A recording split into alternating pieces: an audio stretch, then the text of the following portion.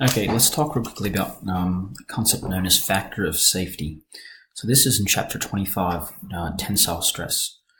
So we know that the factor of safety is equal to the ultimate tensile strength divided by the yield stress. Okay. So this is also kind of known as little f in the book. Okay, so let's give you an example. If aluminium, so let's go, if aluminium has a ultimate tensile strength of 150 newtons per millimeter squared, and my factor of safety is 5, then the maximum stress that this wire can handle, so if I was to rearrange this equation, so let's rearrange, we get stress is equal to ultimate tensile strength over factor of safety. So we have 150 newtons per millimeter squared over 5. Then the maximum stress it can handle is 30 newtons per millimeter squared. Now this makes sense because if I want to design, let's for example, a wire for holding up a weight, I don't want to design it so that the wire is going to snap at the weight's limit. I'd want to over-engineer this, so that means I'm going to design it to have a wire that's thicker than what I need. So for example, I might make it a factor of safety of 5, which means that it can handle 5 times the actual stress that I'm designing it for before it snaps. So this particular wire in this example could it would be useful up to 30 newtons per millimeter squared, which means it's 5 times stronger than what it needs to be before it will snap. Now let's look at in the textbook. There's an example. In this particular example, which is 25.17, it says that a copper wire produces, what is the diameter of a copper wire if the tensile force is 475 newtons and elongates 6 millimeters and 10 meters of its length. So let's just write those down again. So we have a copper wire, and we need to figure out the diameter. It can handle a tensile force, so that means the F, the force, is 475 newtons. And when that happens, the X, the distance it stretches, is equal to 6 millimeters per 1.5 millimeters, per 10 millimeters in length, and 10 meters in length. Okay. So, the original length of this, actually this is known as change in X. Let's redo this. So change in X was 6 millimeters. The X distance was 10 meters or 10,000 millimeters. So what is the diameter of this wire? Alright, let's have a think about this one. So let's go back, let's explore the use of Young's modulus. So we have E is equal to the force times the length over the area times change in length. So we can look up on the data sheet what is copper wire's Young's modulus. And it's asking us to find the diameter of the wire. So the only area where we can find that is solving for A, which is the area. So let's rearrange this. So we have A is equal to the force times the original length over Young's modulus times change in length. Now we can rearrange this again. What's the area of a wire? So it could be, so we have pi r squared is the area of a circle. But the other one is pi d squared over 4 is also the area of a circle. So let's rearrange that. So we now get down here we get pi d squared over 4 is equal to fx over e change in x. Alright, so let's rearrange that again. So now we get, let's put these on this side. So now we get diameter squared is equal to 4 fx over pi times e times change in length. So let's rearrange that one more time. So we get diameter is equal to the square root of 4 times fx over pi e change in x. Alright, so now all we have to do is plug in some numbers. So the diameter is equal to 4 times the force, so 475 newtons, which is right here, times its length, so 10,000 millimeters,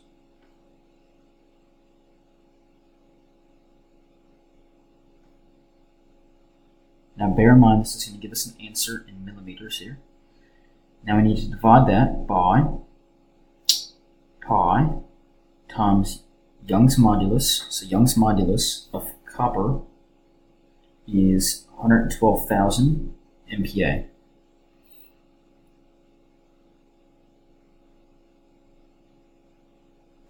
Times the change in length, which was 6 millimeters.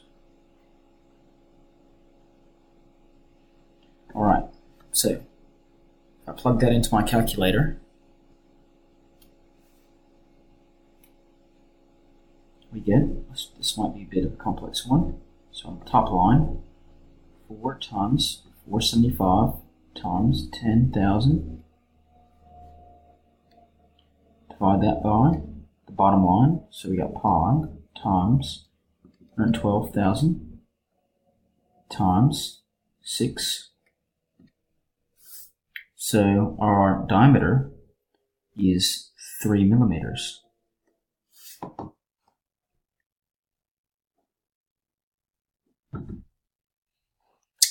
Alright, now we can plug this into our next part of the equation, which is 25.18.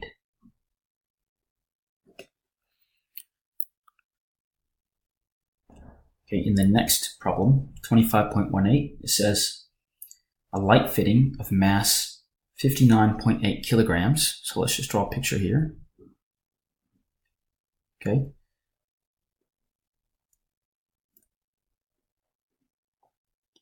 Is suspended from a 2.7 meter long length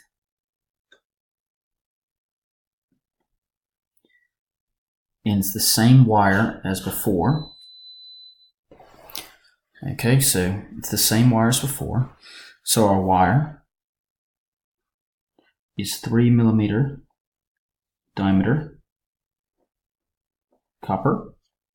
Okay, and calculate the stress in the wire, the factor of safety, and elongation of the wire. Okay, so we have to calculate the stress, that symbol, the factor of safety, and the elongation, so change in x. So let's just start with the first one.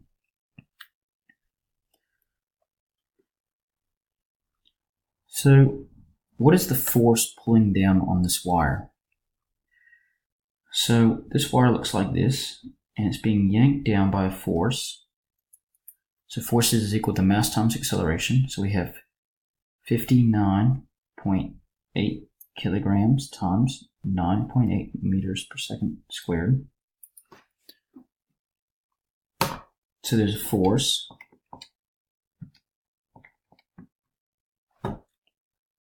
of 586.04 newtons. So that's the force being pulled down on this wire. So let's calculate stress. So stress is equal to force over area. So our force is 586.04 newtons, and our area is equal to pi d squared over 4. So our stress is now equal to 586.04 newtons over pi times 3 millimeters squared over 4. So we can solve for that.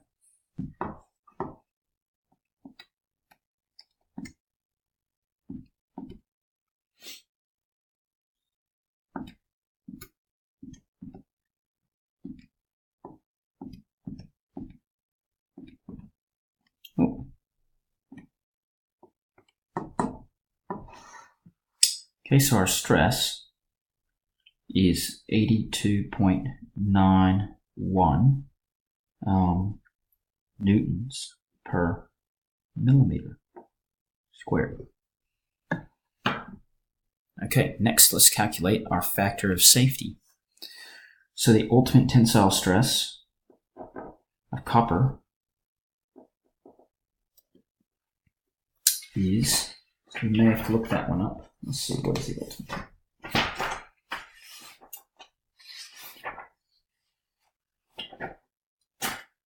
Okay, so the ultimate tensile stress of copper wire is 415 newtons per millimeter squared. Okay, so if we look back up to earlier where we worked out what factor of safety was, okay, we can plug that back in. So factor of safety is equal to UTS over stress.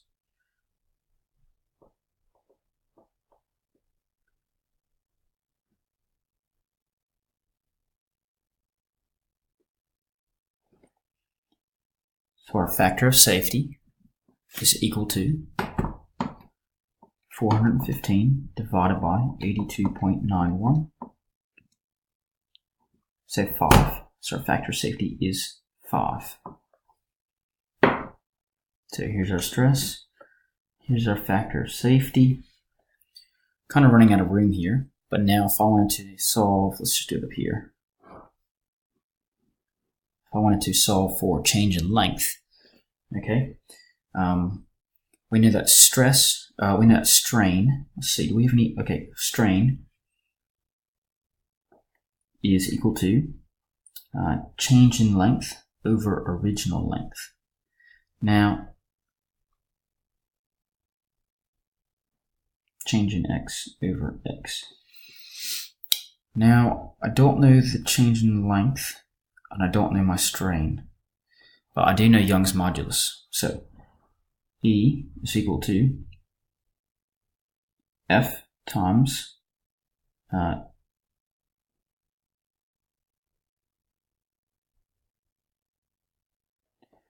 E is equal to Fx over A change in length.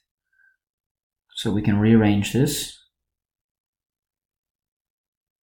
Okay, so we get now change in length is equal to Fx over AE. So I can solve for that. So let's work that out quick. So my force was 586.04 newtons times my initial length was 2.7 meters, so 2,700 millimeters. Okay, I'm going to divide that by my area. So this one I'm going to do a couple of things. So we got pi times 3 squared. Divide that by 4. Okay, so that's my area times E. So E for copper was, let's see, where's E for copper? Check my book.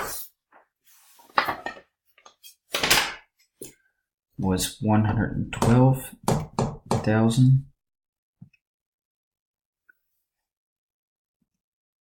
So I get a change in length of 2 millimeters. Okay, so I hope that solves all your problems.